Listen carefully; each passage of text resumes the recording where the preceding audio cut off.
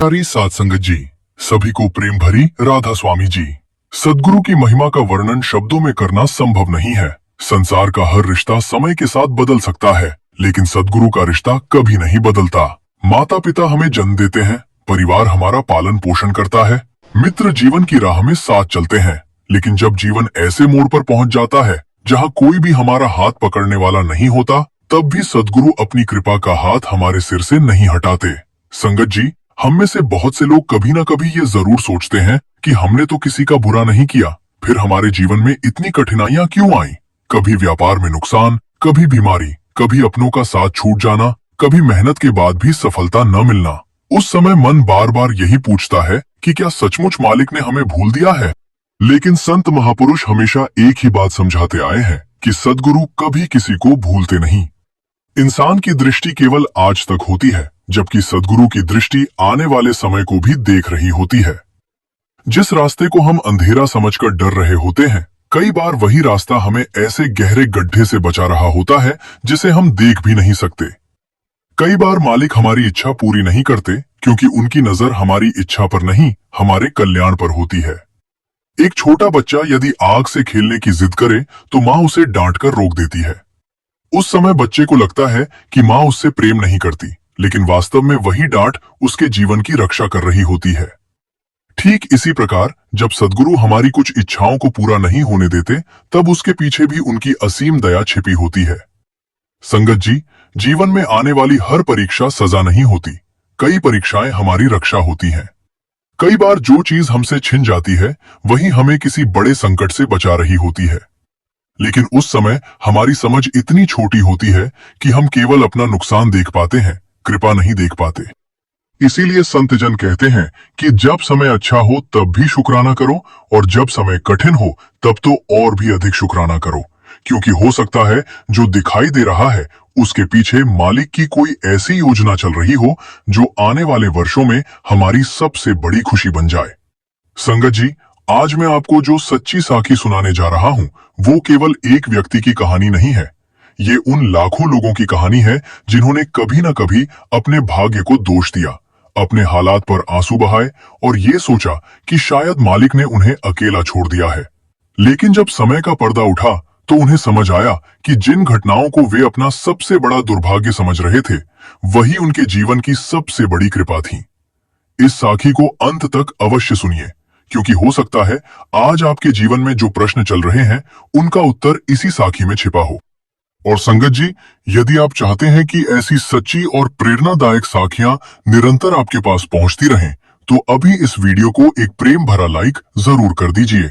यदि आपने अभी तक हमारे चैनल को सब्सक्राइब नहीं किया है तो तुरंत सब्सक्राइब करके साथ में बेल आइकन दबाइए और ऑल पर क्लिक कर दीजिए, ताकि हमारी आने वाली कोई भी साखी आपसे छूट न जाए। और कमेंट बॉक्स में प्रेम से केवल राधा स्वामी जी अवश्य लिखिए। आपका एक एक कमेंट पढ़कर बहुत खुशी मिलती है, और यही पता चलता है कि सद्गुरु की यह अमृतमयी वाणी कितनी दूर दूर तक पहुंच रही है। संगत जी, पंजाब के गुरदासपुर जिले के एक छोटे से गांव में रहने वाला एक युवक था जिसका नाम था हरजीत सिंह। गांव छोटा था, लेकिन वहां रहने वाले लोगों के दिल बहुत बड़े थे। मिट्टी की खुशबू, खेतों की हरियाली और सुबह शाम सत्संग की ध्वनि पूरे वातावरण को पवित्र बना देती थी। लेकिन उसी गांव के एक छोटे से कच्चे घर में रहने वाला हरजीत बचपन से ही एक ऐसे संघर्ष से गुजर रहा था जिसे देखकर लोग अक्सर कहा करते थे कि पता नहीं इस लड़के की किस्मत कब बदलेगी। हरजीत के पिता मेहनत मजदूरी करके घर चलाते थे और माँ गांव की औरतों के साथ सिलाई का काम करती थीं। घर में पैसे इतने कम थे कि कई बार पूरे परिवार को एक समय का भोजन करके ही संतोष करना पड़ता था। लेकिन गरीबी के बावजूद उस घर में दो चीजें कभी कम नहीं हुई: ईमानदारी और सद्गुरु पर विश्वास। हर सुबह हरजीत की माँ सबसे पहले घर के छोटे से कमरे में रखी सद्गुरु की तस्वीर के सामने दीपक जलाती, दोनों हाथ जोड़कर कहती, मालिक, हमें ज्यादा कुछ नहीं चाहिए, बस इतना करना कि हमारी नीयत कभी खराब ना हो और आपके चरणों से हमारा विश्वास कभी ना टूटे। बचपन से हरजीत ये सब देखता आया था। उसे समझ नहीं आता था कि जब घर में इतनी परेशानी है तब भी उसकी माँ के चेहरे पर चिंता की जगह शांति क्यों रहती है। एक दिन उसने अपनी माँ से पूछा, माँ, क्या आपको कभी डर नहीं लगता कि अगर कल काम ना मिला तो हम क्या करेंगे? माँ मुस्कुराई और बोली, बेटा, रोटी देने वाला मालिक है, इंसान तो केवल माध्यम है। जिस दिन ये बात दिल में उतर जाएगी, उस दिन डर अपने आप चला जाएगा। हरजीत ने उस समय तो सिर हिला दिया, लेकिन उसकी छोटी सी उम्र इस बात की गहराई को समझ नहीं सकी। समय धीरे धीरे आगे बढ़ता गया। हरजीत पढ़ाई में बहुत तेज था। गांव के मास्टर जी अक्सर कहते, अगर इस लड़के को सही अवसर मिल जाए तो ये बहुत आगे जाएगा। लेकिन अवसर हमेशा पैसे वालों के दरवाजे पर पहले दस्तक देता था। 12वीं की परीक्षा में हरजीत ने पूरे जिले में नाम रोशन किया। स्कूल में उसका सम्मान हुआ, अखबार में उसकी तस्वीर भी छपी। गांव वाले उसके पिता को बधाई देने लगे। लेकिन उसी शाम जब कॉलेज में दाखिले की फीस का हिसाब सामने आया तो पूरे घर में सन्नाटा छा गया। पिता ने अपनी पुरानी लोहे की संदूकची खोली। उसमें वर्षों की बचत थी। उन्होंने एक एक नोट गिना, फिर चुपचाप वापस रख दिया। हरजीत समझ गया। उसने धीरे से कहा, पिताजी, रहने दीजिए, मैं अगले साल पढ़ लूंगा। पिता ने उसकी तरफ देखा, लेकिन कुछ बोल नहीं पाए। उस रात हरजीत ने पहली बार अपने पिता को चुपके से रोते हुए देखा। अगली सुबह उसने बिना किसी से कुछ कहे गांव के एक आड़ती के गोदाम में मजदूरी शुरू कर दी। जब वो पहली बार गेहूं की भारी बोरियां अपने कंधे पर उठा रहा था, तब उसके मन में सिर्फ एक ही प्रश्न बार बार उठ रहा था, मालिक, अगर मेहनत का फल मिलता है तो मेरी मेहनत का रास्ता हर बार क्यों बदल जाता है? उसने मन ही मन यह प्रश्न किया और पहली बार उसे लगा जैसे उसके भीतर कहीं बहुत गहरी चुप्पी उतर आई हो। उसे नहीं पता था कि उसी दिन से उसकी जिंदगी का वह अध्याय शुरू हो चुका था जहां हर घटना उसके भाग्य को नहीं, उसकी समझ को बदलने वाली थी। हरजीत ने मजदूरी का काम स्वीकार तो कर लिया था, लेकिन उसके मन के भीतर कहीं न कहीं एक अधूरापन हमेशा बना रहता था। जब भी वो सुबह सुबह गांव से कॉलेज जाने वाले लड़के लड़कियों को किताबें लेकर निकलते देखता तो कुछ पल के लिए उसकी नजरें झुक जाती थीं। फिर अगले ही क्षण वो मन ही मन सद्गुरु का नाम लेकर खुद से कहता, शायद मालिक ने मेरे लिए कोई दूसरा रास्ता चुना है। धीरे धीरे पूरे गांव में उसकी ईमानदारी की चर्चा होने लगी। जिस गोदाम में वह काम करता था, वहां लाखों रुपए का अनाज आता जाता था। कई बार मजदूर थोड़ी बहुत चोरी भी कर लिया करते थे, लेकिन हरजीत ने कभी किसी की एक मुट्ठी भी अपनी नहीं समझी। एक दिन गोदाम के मालिक ने जानबूझकर रुपए से भरा एक लिफाफा अनाज की बोरियों के बीच रख दिया। शाम तक किसी ने उस पर ध्यान नहीं दिया। काम खत्म होने पर हरजीत ने जैसे ही बोरी उठाई, उसे वह लिफाफा दिखाई दिया। उसने बिना खोले सीधे मालिक के हाथ में रख दिया। मालिक ने मुस्कुराकर पूछा, तुझे कैसे पता कि इसमें क्या है? हरजीत ने सिर झुकाकर कहा, मालिक, ये जानना मेरा काम नहीं था। मेरा काम केवल उसे उसके असली मालिक तक पहुंचाना था। ये सुनकर गोदाम का मालिक कुछ क्षण तक उसे देखता रह गया। उस दिन पहली बार किसी ने हरजीत से कहा, बेटा, तेरी गरीबी बड़ी हो सकती है, लेकिन तेरी नीयत उससे भी बड़ी है। संगत जी, कई बार इंसान को उसकी सबसे बड़ी पूंजी धन नहीं, उसका चरित्र बनाता है। धन कभी भी कम ज्यादा हो सकता है, लेकिन चरित्र यदि एक बार टूट जाए तो फिर उसे जोड़ना बहुत कठिन होता है। समय बीतता गया। कुछ महीनों बाद हरजीत की शादी मनप्रीत नाम की एक सरल, संस्कारी और सेवा भाव रखने वाली लड़की से हो गई। मनप्रीत के घर की आर्थिक स्थिति भी बहुत अच्छी नहीं थी, लेकिन उसके चेहरे पर हमेशा संतोष रहता था। शादी के पहले ही दिन उसने घर के छोटे से कमरे में रखी सद्गुरु की तस्वीर के सामने सिर झुकाया और धीरे से बोली, मालिक, मुझे सुख मत देना तो भी चलेगा, लेकिन इस घर से आपका नाम कभी दूर मत होने देना। ये सुनकर हरजीत की मां की आंखें भर आईं। उन्होंने मन ही मन सोचा, लगता है मालिक ने इस घर में बेटी नहीं, अपनी कृपा भेजी है। शादी के बाद दोनों पति पत्नी ने मिलकर एक एक रुपया जोड़ना शुरू किया। उनका सपना बहुत बड़ा नहीं था, बस इतना कि एक छोटा सा पक्का घर बन जाए, माता पिता आराम से रह सके और आने वाले बच्चों को वो तकलीफ ना उठानी पड़े जो उन्होंने उठाई थी। लेकिन इंसान सपने बनाता है और समय अपनी परीक्षा। 1 वर्ष भी पूरा नहीं हुआ था कि हरजीत के पिता की तबीयत अचानक बिगड़ गई। शुरुआत में सबने सोचा कि सामान्य कमजोरी होगी, लेकिन जांच कराने पर पता चला कि बीमारी गंभीर है और लंबे इलाज की जरूरत पड़ेगी। घर में जितनी भी बचत थी धीरे धीरे खत्म होने लगी। जो थोड़ा बहुत गहना मनप्रीत अपने मायके से लाई थी वो भी इलाज में बिक गया। लेकिन किसी ने शिकायत नहीं की।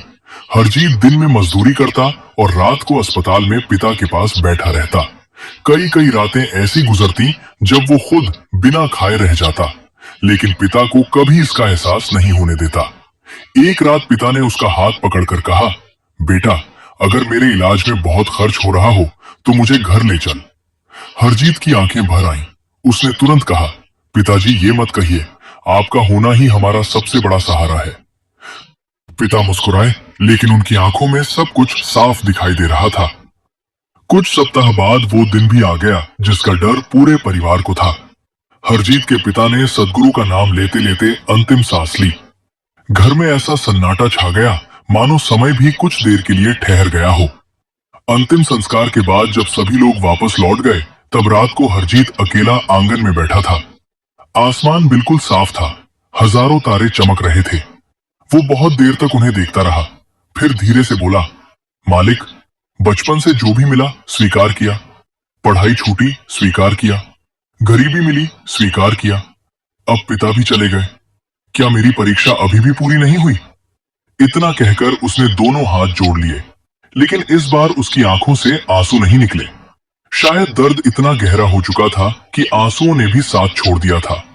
उसी समय पीछे से मनप्रीत आकर उसके पास बैठ गई। उसने कुछ नहीं कहा, बस चुपचाप अपना हाथ हरजीत के हाथ पर रख दिया। कई बार शब्दों से ज्यादा खामोशी सहारा देती है। कुछ देर बाद मनप्रीत बोली, एक बात पूछूं? हरजीत ने धीमे से सिर हिलाया। अगर आज तुम्हारे पिताजी तुम्हारे सामने होते तो क्या चाहते कि तुम टूट जाओ? हरजीत ने तुरंत कहा, नहीं। तो फिर उनके जाने के बाद तुम वही क्यों कर रहे हो जो उन्हें कभी पसंद नहीं था? हरजीत चुप हो गया।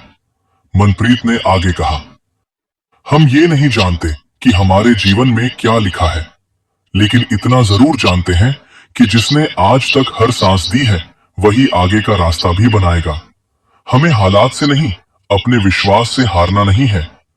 संगत जी, उस रात हरजीत ने कोई उत्तर नहीं दिया, लेकिन मनप्रीत की बातें उसके हृदय में कहीं गहराई तक उतर गईं।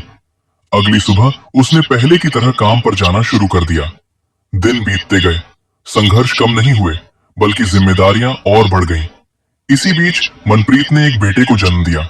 घर में वर्षों बाद पहली बार खुलकर मुस्कान आई। हरजीत ने अपने बेटे को गोद में उठाकर कहा, बेटा, मैं तुझे अमीरी दूं या न दूं, लेकिन ईमानदारी जरूर दूंगा। मां ने मुस्कुराकर कहा, और सदगुरु का नाम भी। घर में खुशियां लौटने ही लगी थी कि एक सुबह गांव में खबर फैल गई। जिस गोदाम में हरजीत पिछले कई वर्षों से काम कर रहा था, वहां अचानक भयंकर आग लग गई। कुछ ही घंटों में पूरा गोदाम जलकर राख हो गया। मालिक को इतना बड़ा नुकसान हुआ कि उसने उसी दिन सभी मजदूरों को काम से निकाल दिया। शाम को जब हरजीत खाली हाथ घर लौटा तो उसकी गोद में उसका मासूम बेटा मुस्कुरा रहा था। लेकिन हरजीत के मन में सिर्फ एक ही सवाल गूंज रहा था, क्या सचमुच मेरी किस्मत में स्थिर सुख लिखा ही नहीं है? शाम का समय था। सूरज धीरे धीरे खेतों के पीछे छिप रहा था। गांव की पगडंडियों पर लौटते लोगों के चेहरे पर दिन भर की थकान साफ दिखाई दे रगारती थी। लेकिन हरजीत के कदम आज पहले से कहीं अधिक भारी थे। उसकी जेब पूरी तरह खाली थी और मन सवालों से भरा हुआ। घर के दरवाजे पर पहुंचते ही उसका छोटा बेटा दौड़ता हुआ आया और मासूमियत से उसके पैरों से लिपट गया। पापा, आज मेरे लिए क्या लाए हो? हरजीत ने मुस्कुराने की कोशिश की, लेकिन होठ साथ नहीं दे पाए। उसने बेटे को गोद में उठा लिया और उसके माथे को चूमते हुए बोला, आज कुछ नहीं ला पाया बेटा, लेकिन बहुत जल्द लाऊंगा। बच्चा मुस्कुरा दिया। उसे पैसों की कीमत नहीं पता थी, उसे तो बस अपने पिता की गोद चाहिए थी। अंदर पहुंचते ही मनप्रीत ने हरजीत के चेहरे को देखा और बिना कुछ पूछे सब समझ गई। उसने धीरे से पूछा, काम? हरजीत ने बस इतना कहा, खत्म हो गया। कुछ पल के लिए पूरे घर में सन्नाटा छा गया, लेकिन अगले ही क्षण मनप्रीत ने सामान्य स्वर में कहा, अच्छा है, पहले हाथ मुंह धो लीजिए, खाना तैयार है। हरजीत हैरान होकर उसे देखने लगा। तुम परेशान नहीं हुई? मनप्रीत मुस्कुराई। परेशान होने से नौकरी वापस आ जाएगी क्या? हरजीत के पास कोई जवाब नहीं था। उस रात खाना खाते समय किसी ने भविष्य की चिंता की बात नहीं की।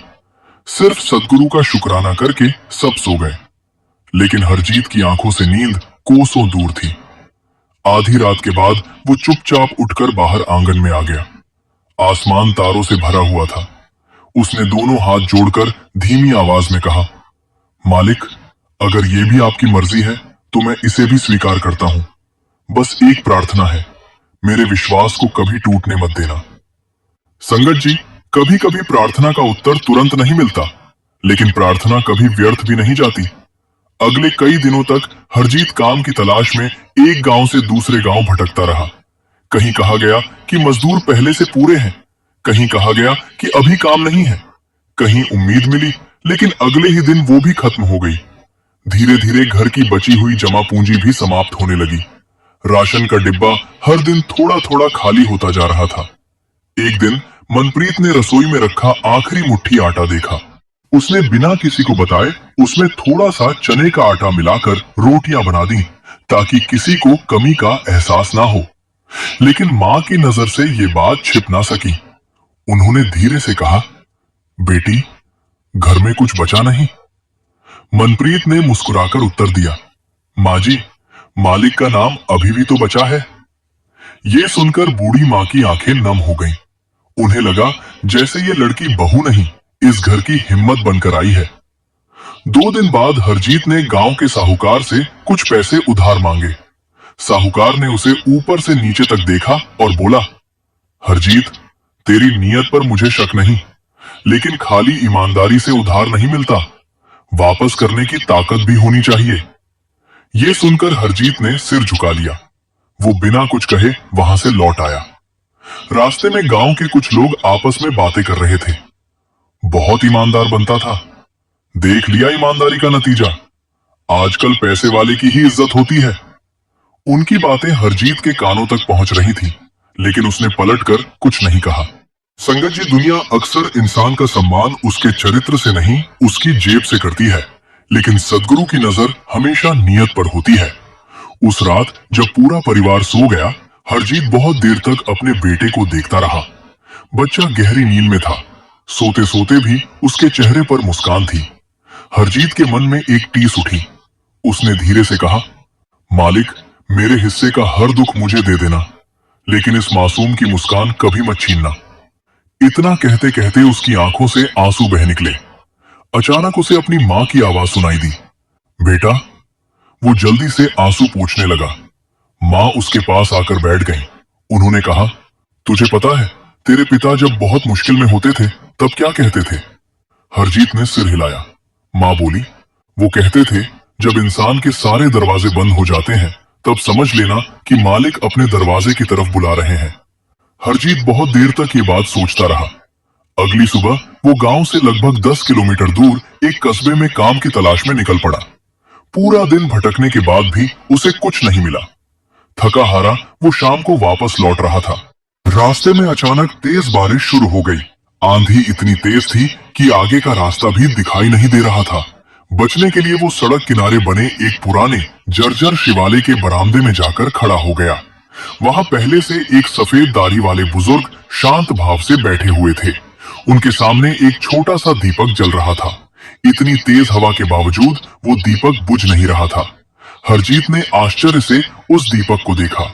उसी समय बुजुर्ग ने उसकी तरफ देखकर मुस्कुराते हुए कहा, बेटा, बाहर की आंधी से बचने के लिए तो तू यहाँ आ गया, लेकिन मन के भीतर जो आंधी चल रही है उससे बचने का रास्ता कब ढूंढेगा? ये सुनते ही हरजीत जैसे ठिठक गया। उसने तो उनसे अभी तक एक शब्द भी नहीं कहा था, फिर उन्हें उसके मन की बात कैसे पता चली? बारिश लगातार तेज होती जा रही थी और हरजीत की जिंदगी में एक ऐसी मुलाकात शुरू हो चुकी थी जो धीरे धीरे उसके भाग्य को नहीं बल्कि भाग्य को देखने की उसकी पूरी दृष्टि बदलने वाली थी। बारिश लगातार तेज होती जा रही थी। बिजली की चमक से कभी कभी पूरे आकाश में उजाला फैल जाता और अगले ही पल चारों तरफ फिर गहरा अंधेरा छा जाता। लेकिन उस पुराने शिवालय के बरामदे में बैठे सफेद दाढ़ी वाले बुजुर्ग के चेहरे पर अजीब सी शांति थी। ऐसा लग रहा था मानो बाहर का तूफान उनका कुछ भी नहीं बिगाड़ सकता। हरजीत कुछ क्षण तक उन्हें देखता रहा, फिर धीरे से बोला, बाबा जी, आपने अभी जो कहा, आपको कैसे पता कि मेरे मन में आंधी चल रही है? बुजुर्ग हल्का सा मुस्कुराए। जिस चेहरे पर वर्षों की चिंता लिखी हो, उसे पढ़ने के लिए किसी विद्या की जरूरत नहीं होती बेटा। हरजीत चुप हो गया। कुछ देर तक दोनों के बीच केवल बारिश की आवाज गूंजती रही। फिर बुजुर्ग ने पूछा, तुझे सबसे बड़ा दुख किस बात का है? हरजीत ने गहरी सांस ली। बाबा जी, लगता है मेरी मेहनत का कोई मूल्य ही नहीं। जितना आगे बढ़ने की कोशिश करता हूँ, जिंदगी उतना ही पीछे धकेल देती है। कभी पढ़ाई छूट गई, कभी पिता चले गए, अब नौकरी भी चली गई। कभी कभी लगता है कि शायद मेरा भाग्य ही खराब है। बुजुर्ग ने ध्यान से उसकी पूरी बात सुनी, फिर धीरे से जमीन पर पड़ी एक सूखी पत्ती उठाई। उन्होंने वो पत्ती हरजीत के हाथ में रख दी। इसे देख। हरजीत ने पत्ती को देखा, वो बिल्कुल सूखी थी। बुजुर्ग बोले, ये पत्ती अगर पेड़ से अलग ना होती तो क्या नए पत्तों के लिए जगह बनती? हरजीत ने उत्तर दिया, नहीं। तो क्या पेड़ ने इसे सजा दी या प्रकृति ने नया स्थान बनाया? हरजीत कुछ सोचने लगा। बुजुर्ग बोले, बेटा, जीवन में बहुत सी चीजें हमसे इसलिए नहीं जाती कि मालिक हमसे नाराज है। कई बार इसलिए जाती हैं क्योंकि हमारे लिए कोई नया द्वार तैयार किया जा रहा होता है। हरजीत ने तुरंत पूछा, लेकिन बाबा जी, जब तक नया द्वार खुलता नहीं तब तक इंसान टूट जाता है। बुजुर्ग ने उसकी आंखों में देखते हुए कहा, टूटता वही है जो खुद को अकेला समझता है। जिसने सद्गुरु का हाथ पकड़ लिया वो कठिन समय में झुक सकता है, लेकिन टूटता कभी नहीं। संगत जी, ये शब्द सीधे हरजीत के हृदय में उतरते जा रहे थे। उसे लग रहा था जैसे कोई उसके वर्षों पुराने घावों पर मरहम रख रहा हो। उसी समय बुजुर्ग ने अपनी छोटी सी झोली में हाथ डाला और एक सूखा हुआ बीज निकालकर हरजीत की हथेली पर रख दिया। उन्होंने पूछा, तुझे पता है इस छोटे से बीज के साथ सबसे पहले क्या होता है? हरजीत ने कहा, उसे मिट्टी में बोया जाता है। बुजुर्ग मुस्कुराए, और उसके बाद? वह मिट्टी के नीचे दब जाता है। फिर धीरे धीरे अंकुर निकलता है। बुजुर्ग बोले, यही तो जीवन का नियम है। बीज अगर ये सोचने लगे कि मुझे अंधेरी मिट्टी में क्यों दबाया गया, तो वो कभी वृक्ष नहीं बन पाएगा। लेकिन जो बीज अंधेरा सह लेता है, वही एक दिन हजारों लोगों को छाया देता है। हरजीत की आंखें नम हो गईं। उसे पहली बार महसूस हुआ कि शायद उसके जीवन का अंधेरा भी किसी बड़े उद्देश्य का हिस्सा हो सकता है। बारिश अब धीरे धीरे रुकने लगी थी। हरजीत ने हाथ जोड़कर कहा, बाबा जी, क्या सचमुच हर दुख के पीछे कोई कारण होता है? बुजुर्ग ने उत्तर दिया, हर दुख के पीछे कारण भी होता है और कृपा भी। फर्क केवल इतना है कि कारण समय बताता है और कृपा विश्वास रखने वालों को दिखाई देती है। ये कहते हुए उन्होंने अपनी झोली से एक छोटा सा कपड़े का थैला निकाला। उसमें थोड़ा सा आटा, दाल और गुड़ था। उन्होंने वह थैला हरजीत की तरफ बढ़ाते हुए कहा, इसे घर ले जा। हरजीत पीछे हट गया। नहीं बाबा जी, मैं भीख नहीं ले सकता। बुजुर्ग हंस पड़े। जिसे मालिक भेजे उसे भीख नहीं कहते, प्रसाद कहते हैं। ये सुनते ही हरजीत के हाथ अपने आप आगे बढ़ गए। उसने दोनों हाथों से वह थैला ग्रहण किया और उसकी आंखों से आंसू टपक पड़े। उसे अपने घर की खाली रसोई याद आ गई। उसने भावुक होकर कहा, मैं आपका यह उपकार कभी नहीं भूलूंगा। बुजुर्ग ने सिर हिलाया। मेरा नहीं, उसका शुक्राना करना जिसने तुझे यहां तक पहुंचाया। कुछ क्षण बाद बारिश पूरी तरह रुक गई। हरजीत ने उनके चरण स्पर्श किए और घर की ओर चल पड़ा। रास्ते भर उसके मन में वही बातें गूंजती रहीं। बीज अंधेरी मिट्टी में दबकर ही वृक्ष बनता है।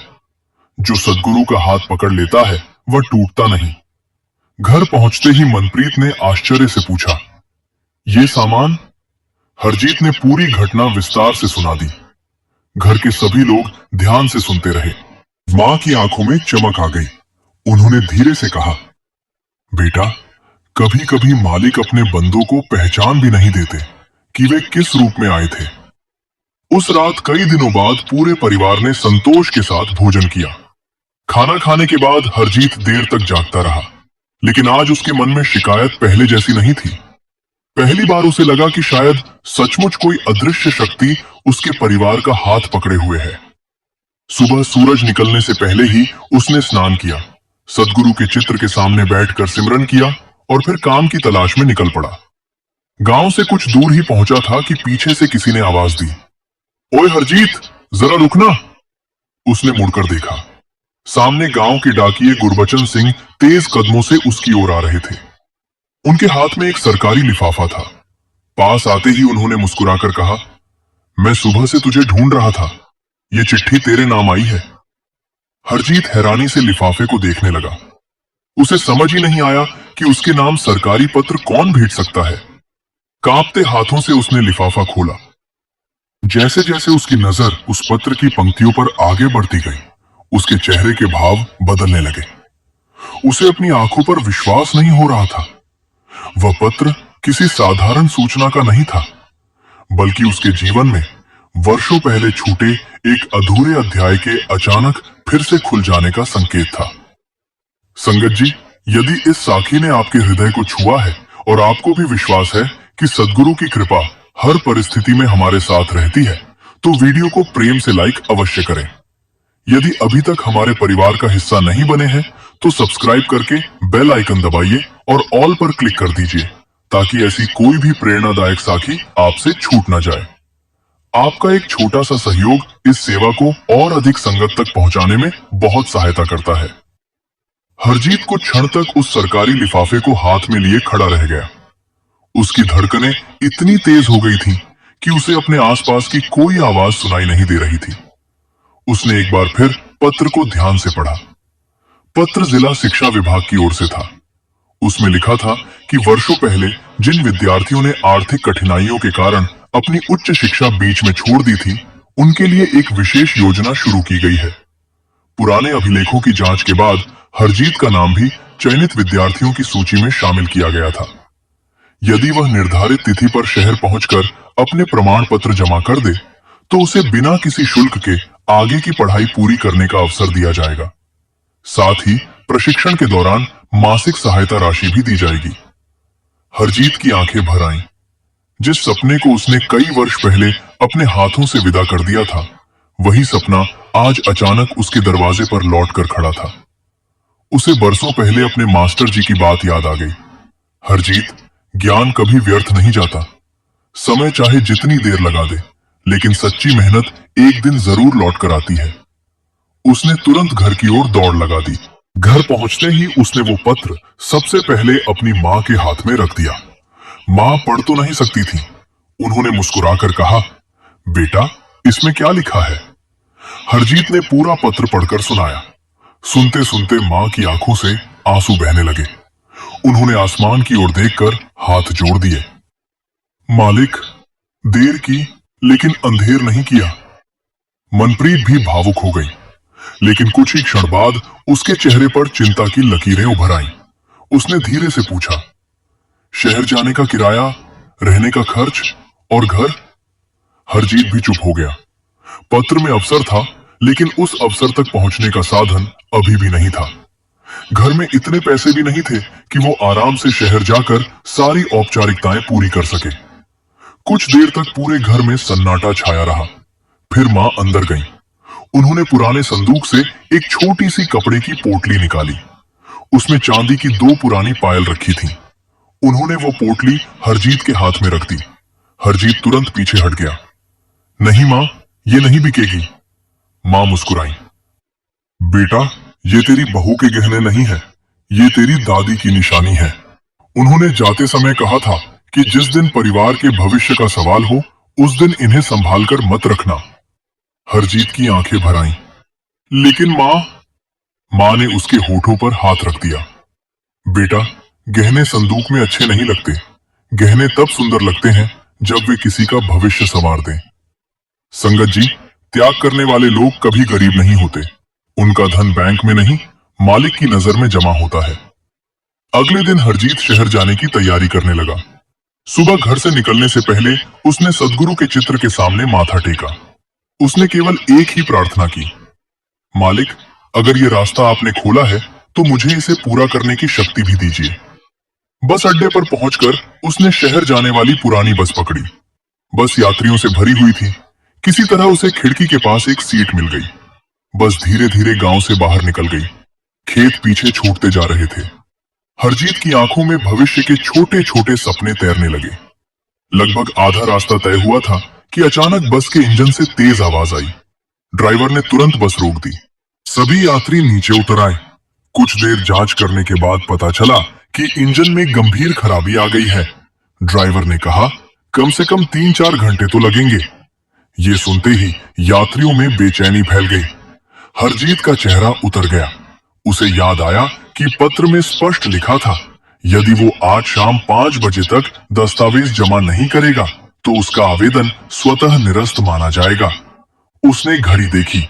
समय बहुत तेजी से निकल रहा था। उसने कई गुजरती गाड़ियों को हाथ दिया, लेकिन कोई नहीं रुका। उसके मन में फिर वही पुराना डर लौटने लगा।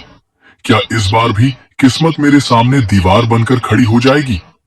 उसी समय दूर से एक सफेद रंग की पुरानी जीप आती दिखाई दी। जीप ठीक उसके सामने आकर रुकी। ड्राइवर सीट पर लगभग 70 वर्ष के एक बुजुर्ग बैठे थे। उन्होंने शीशा नीचे किया और मुस्कुराकर पूछा, बेटा, शहर चलना है क्या? हरजीत ने हैरानी से उनकी तरफ देखा। जी, लेकिन आपको कैसे पता? बुजुर्ग मुस्कुराए। जिसके चेहरे पर जल्दी पहुंचने की चिंता लिखी हो, उसे पढ़ना कठिन नहीं होता। ये सुनते ही हरजीत के मन में जाने क्यों उस बरसाती शाम वाले शिवालय के बुजुर्ग की याद ताजा हो गई। आवाज अलग थी, चेहरा भी अलग था, लेकिन आंखों की शांति बिल्कुल वैसी ही थी। वो जीप में बैठ गया। पूरा रास्ता दोनों के बीच बहुत कम बातें हुई, लेकिन जीप के भीतर चंदन जैसी एक दिव्य सुगंध लगातार फैल रही थी। हरजीत बार बार उस सुगंध को महसूस कर रहा था। उसे ऐसा लग रहा था मानो ये साधारण यात्रा नहीं, बल्कि किसी अदृश्य कृपा की छाया में हो रही हो। करीब 1.5 घंटे बाद जीप सीधे शिक्षा विभाग के कार्यालय के सामने जाकर रुकी। हरजीत जल्दी से नीचे उतरा। उसने मुड़कर कहा, बाबा जी, आपका किराया। लेकिन बुजुर्ग मुस्कुराए। जिस सफर का किराया ऊपर वाला पहले ही चुका दे, उसका हिसाब हम जैसे लोग नहीं लेते। हरजीत कुछ समझ पाता उससे पहले ही वे धीरे से बोले, जा बेटा, देर मत कर। हरजीत भागता हुआ कार्यालय के अंदर चला गया। उसने समय रहते अपने सारे प्रमाण पत्र जमा कर दिए। अधिकारी ने कागज देखकर मुस्कुराते हुए कहा, अगर तुम 10 मिनट और देर कर देते तो आज आवेदन स्वीकार नहीं होता। ये सुनते ही हरजीत ने राहत की लंबी सांस ली। सारे दस्तावेज पूरे होने के बाद वो खुशी खुशी बाहर निकला। उसने सोचा, सबसे पहले उस बुजुर्ग का धन्यवाद करूंगा। लेकिन बाहर पहुंचकर वो ठिठक गया। वहां न सफेद जीप थी, न वो बुजुर्ग। आसपास खड़े लोगों से पूछने पर भी किसी ने ऐसी कोई जीप आते जाते नहीं देखी थी। हरजीत बहुत देर तक सड़क के किनारे खड़ा रहा। हवा का एक हल्का झोंका उसके चेहरे से टकराया और उसी क्षण उसे फिर वही चंदन की दिव्य सुगंध महसूस हुई। उसने अनायास दोनों हाथ जोड़ लिए। उसके होठों पर केवल एक ही शब्द था, शुक्राना। हरजीत बहुत देर तक उसी सड़क के किनारे खड़ा रहा। उसकी आंखें बार बार इधर उधर उस सफेद जीप को ढूंढ रही थी, लेकिन वहां अब कुछ भी नहीं था। लोगों की भीड़ थी, गाड़ियों की आवाजाही थी, दुकानों की चहल पहल थी, पर वो रहस्यमयी बुजुर्ग जैसे हवा में विलीन हो चुके थे। उसने मन ही मन सद्गुरु को प्रणाम किया और धीरे धीरे बस अड्डे की ओर चल पड़ा। घर पहुंचने पर सबसे पहले उसकी मां ने पूछा, बेटा, सब काम ठीक से हो गया? हरजीत ने मुस्कुराकर सिर हिला दिया। फिर उसने पूरी घटना विस्तार से सुनाई। जब उसने सफेद जीप वाले बुजुर्ग का जिक्र किया तो मां कुछ क्षण के लिए बिल्कुल शांत हो गई। उन्होंने धीरे से कहा, बेटा, कभी कभी मालिक हमारी मदद करते समय अपना परिचय नहीं देते। अगर हर बार पहचान बता दें तो फिर विश्वास का मूल्य ही क्या रह जाएगा। हरजीत ने कोई उत्तर नहीं दिया, लेकिन उसके भीतर कुछ बदलने लगा था। अब वो पहले जैसा अधीर नहीं रहा। उसके चेहरे पर एक अलग ही धैर्य दिखाई देने लगा था। दिन बीतते गए। कुछ सप्ताह बाद शिक्षा विभाग की ओर से अंतिम चयन सूची जारी हुई। हरजीत का नाम उसमें था। उसे 6 महीने के विशेष प्रशिक्षण के लिए शहर बुलाया गया। साथ ही हर महीने मिलने वाली सहायता राशि भी स्वीकृत हो गई। ये समाचार सुनकर पूरे परिवार में वर्षों बाद वैसी खुशी आई जैसी लंबे सूखे के बाद पहली बारिश आने पर खेतों में आती है। माँ ने सबसे पहले रसोई में जाकर थोड़ा सा मीठा बनाया। मनप्रीत ने सदगुरु की तस्वीर के सामने दीपक जलाया और हरजीत बहुत देर तक चुपचाप बैठा रहा। उसके मन में एक ही बात चल रही थी, जिस रास्ते को मैं बंद समझ रहा था, शायद वही मुझे यहां तक लेकर आया। प्रशिक्षण शुरू हुआ। हरजीत रोज सुबह जल्दी उठता, सिमरन करता और पूरे मन से पढ़ाई करता। कई सालों बाद फिर से किताबें उसके हाथ में थीं। जब वो पहली बार क्लासरूम में बैठा तो उसकी आंखें अनायास नम हो गईं। उसे वो दिन याद आ गया जब पैसों की कमी के कारण उसे अपनी पढ़ाई बीच में छोड़नी पड़ी थी। आज वही सपना फिर उसके सामने था। संगत जी, यदि किसी सपने के पीछे सच्ची मेहनत और मालिक की मर्जी हो तो समय भले ही बदल जाए, लेकिन वो सपना एक दिन रास्ता जरूर ढूंढ लेता है। प्रशिक्षण के दौरान वहां अलग अलग जिलों से आए हुए लोग थे। कुछ बहुत अमीर परिवारों से थे, कुछ बड़े शहरों से थे, लेकिन धीरे धीरे सभी लोग हरजीत का सम्मान करने लगे। कारण उसकी पढ़ाई नहीं, उसका व्यवहार था। वो हर किसी की सहायता करता, किसी का नोट्स पूरा करा देता, किसी की फाइल बना देता, किसी की परेशानी सुन लेता। एक दिन प्रशिक्षण केंद्र के प्रधान अधिकारी ने पूरी कक्षा के सामने कहा, डिग्री इंसान को योग्य बना सकती है, लेकिन चरित्र उसे सम्मान दिलाता है। और हरजीत, तुम्हारे भीतर ये गुण बहुत गहरा है। ये सुनकर हरजीत ने सिर झुका लिया। उसे भीतर ही भीतर अपने माता पिता की सीख याद आ रही थी। 6 महीने कब बीत गए किसी को पता ही नहीं चला। अंतिम परीक्षा हुई। हरजीत ने पूरे मन से पेपर दिया। अब परिणाम का इंतजार शुरू हुआ। इसी बीच एक शाम वो घर लौटा तो देखा कि गांव में असामान्य हलचल थी। लोग इकट्ठा होकर किसी बात की चर्चा कर रहे थे। उसने पास जाकर पूछा, क्या हुआ? एक आदमी ने घबराई हुई आवाज में कहा, हरजीत, शहर वाली नदी पर बना पुराना पुल टूट गया है। हरजीत ने सहज भाव से पूछा, तो? उस आदमी ने कहा, याद है, आज सुबह जिस बस से तुम्हें प्रशिक्षण केंद्र जाना था, वही बस उस पुल से गुजर रही थी। ये सुनते ही हरजीत का दिल एक पल के लिए रुक गया। वो बोला, लेकिन मैं तो आज गया ही नहीं। गांव वाले ने कहा, हाँ, क्योंकि सुबह तुम्हारे बेटे को तेज बुखार हो गया था और तुम उसे डॉक्टर के पास लेकर चले गए थे। हरजीत की आंखें फैल गईं। उसे सुबह की घटना याद आने लगी। अगर उसका बेटा बीमार ना पड़ता, अगर वो डॉक्टर के पास ना गया होता, तो आज वो भी उसी बस में बैठा होता। उसके शरीर में जैसे सिहरन दौड़ गई। उसी समय उसके कानों में फिर वही शब्द गूंजने लगे, जिसे तू बाधा समझता है, कई बार वही तेरी सबसे बड़ी रक्षा होती है। उसकी आंखों से आंसू बहने लगे, लेकिन इस बार उन आंसुओं में भय नहीं था, सिर्फ गहरा शुक्राना था। उसने आसमान की ओर देखा और मन ही मन कहा, मालिक, अब मैं समझने लगा हूं कि आपकी योजना मेरी समझ से कहीं बड़ी है। उसी रात उसने अपने बेटे को सीने से लगाकर बहुत देर तक बैठा रहा। मनप्रीत ने धीरे से पूछा, क्या सोच रहे हो? हरजीत मुस्कुराया, आज पहली बार मुझे लगा कि हम केवल घटनाएं देखते हैं, लेकिन सदगुरु उनके पीछे छिपी रक्षा भी देखते हैं। मनप्रीत ने भी हाथ जोड़ दिए। दोनों पति पत्नी बहुत देर तक मौन बैठे रहे। उस मौन में शिकायत नहीं थी, सिर्फ विश्वास था।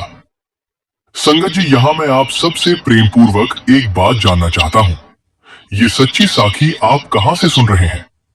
कृपया कमेंट में अपना शहर, राज्य या देश अवश्य लिखिए, जैसे लखनऊ उत्तर प्रदेश, जयपुर राजस्थान, दिल्ली, नेपाल, कनाडा, ऑस्ट्रेलिया या जहां से भी आप ये साखी सुन रहे हैं।